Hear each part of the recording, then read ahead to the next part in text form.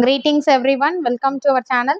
The video 11th standard first midterm test English question paper model question paper. இது previous year நடந்த question paper தான் பார்க்க போறோம். Overall marks பாத்தீங்கன்னா 50. So as usual first நம்ம 1 marksல synonyms வரும், antonyms வரும் and then general part. Grammarல general part வந்து அந்த questions எல்லாம் வரும் and then prose poemலோட question answer paragraph question நம்ம memorize பண்ணணும்.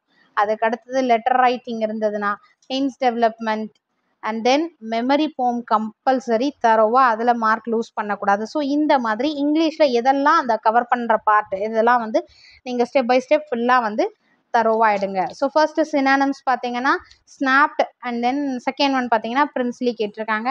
அடுத்து ஆன்டனம்ஸ்க்கு expensive and then protest, 2 synonyms and then choose 2 antonyms. அடுத்தது option to pair it with the word mantle, compound word கேட்டிருக்காங்க. சரியா, மேண்டலுக்கு அடுத்தது ப்ரிஃபிக்ஸ் கேட்டிருக்காங்க. இதெல்லாம் ஜென்ரல் பார்ட், கிராமர் பார்ட்டில் ஜென்ரல் பார்ட் வரும் இல்லையா. ஸோ 10th இருந்து நமக்கு இதே தான் ஃபாலோ ஆகுது இங்கிலீஷ்க்கு.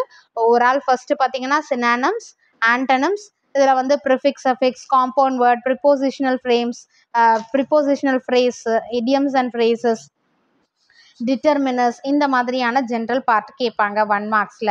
ஸோ இந்த 1 மார்க்ஸை பொறுத்த வரைக்கும் 10 1 மார்க்ஸ் கொடுத்துருக்காங்க. சரிங்களா. ஸோ இந்த 10ல் 10 out of 10 எடுக்கிற அளவுக்கு நம்ம தரவாக எழுதிடலாம். ஒன்ஸ் ரீசெக் பண்ணிக்கோங்க, ஃபியூ செகண்ட்ஸ் எடுத்துக்கோங்க. அடுத்து form a derivative for the underlined word, அடுத்து அரேஞ்ச்க்கு வந்து டெரிவேட்டிவ் கொடுத்துருக்காங்க, ஃபார்ம் டெரிவேஷன் வந்து ஃபார்ம் பண்ண சொல்லியிருக்காங்க. அடுத்து expansion for the abbreviation AIBA கேட்டிருக்காங்க.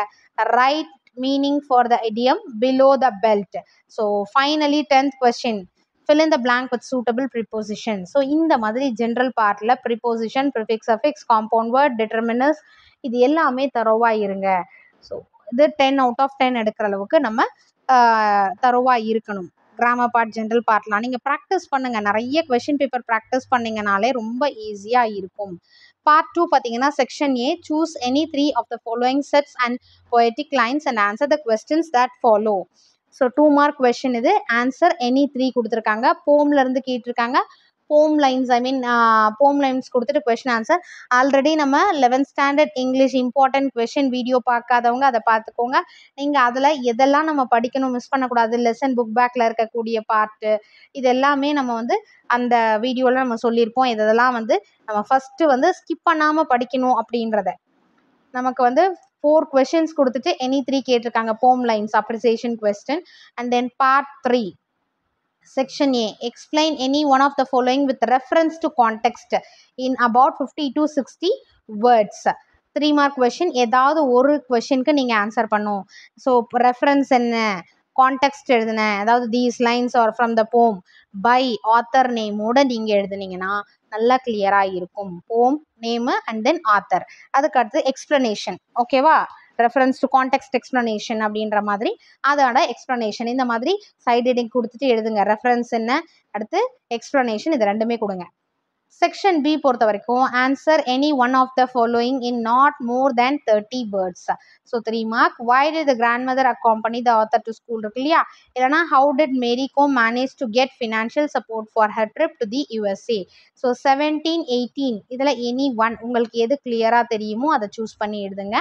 Then section C, answer any one of the following. Write a notice about the inauguration of a laughter club in your school. அப்படி இல்லையா, you are the sports captain of your school, write a message to the physical director requesting him to be present during the football team selection scheduled for tomorrow. So 19 or 20 இதுவும் நம்ம book பேக்கில் இருக்கக்கூடியதில் நம்ம first மிட்டம்க்கு கண்டிப்பாக பார்க்க வேண்டிய கொஷின்ஸில் mark பண்ணியிருப்போம். So இந்த 2 இதில் வந்து உங்களுக்கு எது கிளியராக தெரியுமோ அதை சூஸ் பண்ணிக்கோங்க. Part 4, answer the following in a paragraph about 150 words. 5 mark question.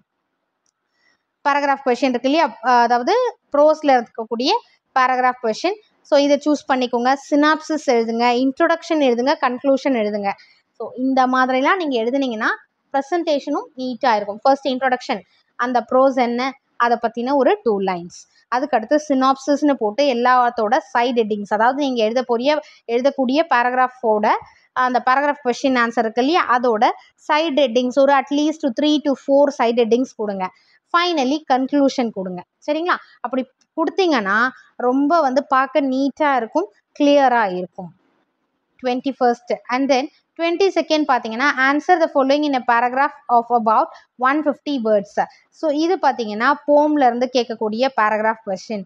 The same thing நம்ம ப்ரோஸ்க்கு பண்ணதே தான் போம்க்கும். இன்னும் போம்க்கு வந்து நம்ம போம் நேம், போமோட ஆத்தர், அதை பற்றினது ஒரு இன்ட்ரடக்ஷன் கொடுத்துருங்க. இந்த போமோடது ஒரு இன்ட்ரொடக்ஷன் கொடுத்துருங்க. அடுத்து சினாப்சிஸ் கொடுத்துட்டு இந்த போமை பொறுத்த வரைக்கும் இன்னொரு ஹைலைட் என்ன, நீங்கள் எப்படி எழுதலாம் அப்படின்னு பார்த்தீங்கன்னா, போம் லைன்ஸ் இப்போ பேராகிராஃப் கொஸ்டின் எழுதுறீங்கன்னு வச்சுக்கோங்களேன், இது மெமரி போமா இருக்குன்னா அடிஷ்னலாக நீங்கள் இன்னொன்று செய்யலாம். அதுக்கு கொட்டேஷன் லைன்ஸ் மாதிரி அந்த இப்போ எக்ஸ்ப்ளனேஷன் கொடுக்குறீங்க அப்படின்னா அந்த கொட்டேஷன் லைன்ஸ் கொடுத்தீங்கன்னா நல்லாயிருக்கும் பார்க்குறதுக்கு. அப்போது ஒரு எக்ஸ்ட்ரா ஒரு ஆடட் வேல்யூ பாயிண்ட் அது. ஓகேங்களா? போம் பேராகிராஃப்க்கு பரவாயில்ல, ஒரு டிஃப்ரெண்ட்டாக இருக்குன்ற மாதிரி. இது வரைக்கும் ப்ரெசென்ட் பண்ணாதவங்க நிறைய பேர் ஃபாலோ பண்ணிட்டு இருக்கலாம். ஃபாலோ பண்ணாதவங்களுக்கு இது ஒரு டிப்பாக இருக்கட்டும். இப்போ போமோட லைன்ஸை கொட்டேஷன் மாதிரி கொடுத்துட்டு அதுக்கடுத்து எக்ஸ்ப்ளனேஷன் கொடுங்க. இல்லை எக்ஸ்ப்ளனேஷன் கொடுத்துட்டு கொட்டேஷன் கொடுத்து அது ஒரு டிஃப்ரெண்ட் கலர்லையோ இல்லை அண்டர்லைன் பண்ணுற மாதிரியோ கொட்டேஷன் தனியாக கொடுங்க. இது வந்து உங்களுக்கு கிளியராக வந்து ரீச் ஆகலை அப்படின்னா பேராகிராஃப் கொஷின், போம் பேராகிராஃப் கொஷினோ இல்லை ப்ரோஸ் பேராகிராஃப் கொஷினோ எப்படி ப்ரெசென்ட் பண்ணோன்னு தனியாக வந்து செப்பரேட்டாக ஒரு வீடியோ போடுறேன். அதை நீங்கள் பார்த்துக்கிட்டிங்கன்னா உங்களுக்கு ஈஸியாக கிளியராக அண்டர்ஸ்டாண்ட் ஆகிடும் நான் என்ன சொல்ல வரேன்னு சொல்லிட்டு. ஸோ 22nd ஏஆர்பி எது வந்து உங்களுக்கு ஈஸியாக இருக்கும். இதுக்கும் இன்ட்ரொடக்ஷன், கன்க்ளூஷன் அண்ட் சினாப்சிஸ்ன்றது அதாவது குறிப்பு சட்டகம் எழுதுவீங்க இல்லைங்களா தமிழில், அந்த மாதிரி என்னென்ன சைட் ஹெட்டிங்ஸ் போடுறோமோ அதோட கலெக்ஷன் தான் சினாப்சிஸ்ன்னு எழுதிட்டு நம்ம எழுதுறது தான். 23rd answer the following in a paragraph about 150 words by developing the hints development. இது வந்து பார்த்தீங்கன்னா சப்ளிமெண்ட்ரியிலேருந்து கேட்பாங்க. உங்களுக்கு தெரிஞ்ச சிம்பிள் லைன்ஸ்லேருந்து நீங்கள் எழுதுருங்க. ஓகேவா? சிம்பிள் சென்டென்ஸ் மாதிரி நீங்கள் ஃப்ரேம் பண்ணி எழுதுனுங்க. ஸோ அந்த அளவுக்கு நீங்கள் வந்து கன்ஃபியூஸ் ஆக வேண்டாம். ஸோ அந்த வேர்ட்ஸை புரிஞ்சுட்டு அதோட மீனிங் என்ன, நீங்கள் என்ன நினச்சிங்களோ அது ரொம்ப டிஃபிகல்ட்டாக எடுத்துக்க வேண்டாம். தமிழில் வந்து அந்த மீனிங்கை புரிஞ்சுட்டு அதை நீங்கள் அப்படியே டிரான்ஸ்லேட் பண்ணி நீங்கள் எழுதிடலாம். 24 make notes or summarise the following passage கொடுத்துருக்காங்க. இதுக்கு நோட் மேக்கிங் இல்லைனா சம்மரைசிங் எழுதுங்க. Or fill in the blanks appropriately. அப்படி இல்லைனா இந்த இதுக்கு ஆன்சர் பண்ணுங்க. this medicine will dash your pain. So option கொடுத்துருக்காங்க.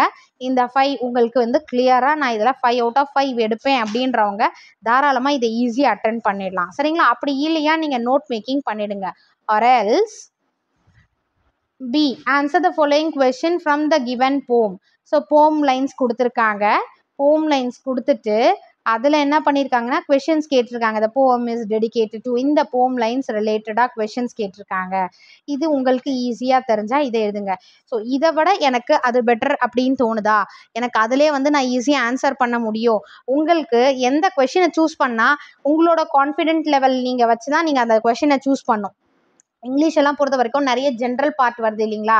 இப்போ ஹின்ஸ் டெவலப்மெண்ட்லாம் நீங்கள் வந்து அதை வந்து மெமரைஸ் பண்ணி எழுதுறதோ இல்லை ஆன் த ஸ்பாட்டில் கொடுத்துட்டு அதை நீங்கள் எழுத போகிறீங்க. ஏதோ டிஃப்ரெண்ட்டாக லெட்டர் கொடுத்துருக்காங்க, நோட்டீஸ் மேக்கிங் எழுத சொல்லியிருக்காங்க, அந்த மாதிரினா ஜென்ரல் பார்ட்டு ஆன் த ஸ்பாட்டில் நீங்கள் எழுத போகிறது உங்களோட ஓன் வேர்ட்ஸில். அப்படின்ற பட்சத்தில் உங்களோட கான்ஃபிடென்ட் லெவல் வந்து எதை வந்து சூஸ் பண்ணுது, இது வந்து என்னால் வந்து 70% கிளியராக தர முடியும், இது வந்து 50% தான் அப்படின்னா 70% சூஸ் பண்ணி அதை நீங்கள் எழுதிடுங்க. கன்ஃபியூஸ் ஆக வேண்டாம். ஏன்னா இதை எழுதிட்டு ஐயோ அதுக்கு நம்ம அதவே கரெக்டாக எழுதிருக்கலாமே அப்படின்னு ஃபீல் பண்ணாத, கொஞ்சம் டீப்பாக திங்க் பண்ணி இது ஈஸியாக இருக்கும், நம்மளால் முடியும் அப்படின்னு சொல்லிட்டு சூஸ் பண்ணுங்கள். ஹேண்ட் ரைட்டிங் நீட்டாக கொடுங்க, ஓவர் ரைட்டிங் வேண்டாம், எழுதி அடிக்க வேண்டாம். ஸோ இந்த கொடுத்துருக்கிற ப்ரெசன்டேஷன் எல்லாமே, அதாவது பேராகிராஃப் கொஷினுக்கு இந்த மாதிரி இப்போ இன்ட்ரொடக்ஷன், சினாப்சிஸ் அண்ட் கன்க்ளூஷன் போடுறது, அதுக்கு அடுத்தது பார்த்தீங்கன்னா போம் கொஷின்ஸ், பேராகிராஃப் கொஷனுக்கு கொட்டேஷன் மாதிரி போம் லைன்ஸை நம்ம அந்த பேராகிராஃப் முடிச்சுட்டு அதை ஒரு 2 லைன்ஸ், அடுத்த பேராகிராஃபுக்கும் ஒரு 2 லைன்ஸ், அந்த போம் எக்ஸ்ப்ளனேஷனுக்கு என்ன கொடுக்குறீங்களோ அதை நீங்கள் கொடுத்தீங்கன்னா ரொம்ப நீட்டாக இருக்கும். அப்படியே வந்து ஃபுல் மார்க்ஸ் ஸ்கோர் பண்ணலாம். சரிங்களா? Wish you all the best. Thank you for your support. Thanks for வாட்சிங்.